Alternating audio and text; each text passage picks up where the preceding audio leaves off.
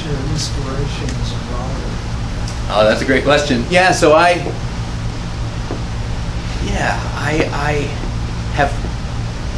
have favorite books of nonfiction that I purposefully modeled, but not really modeled this book on. One of my favorite, and all of them are, most of them are Southern-ish writers. One of my favorite books of all time is Dennis Covington's Salvation on Sand Mountain, which is about a guy who he was a journalist. It takes place in northern Alabama at snake handling churches, and it's about a guy who goes from church to church learning about this culture and then gets in too deep. I think it's a fantastic book. I endeavored to write like him. I mean, my great kind of god in literature is James Agee.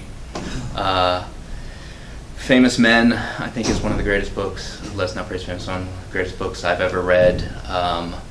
When I feel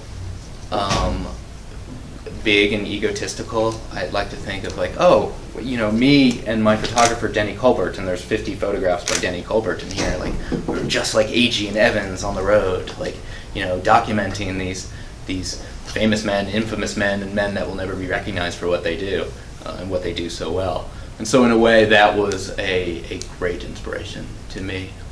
The book was published 75 years ago, and I think it still holds up.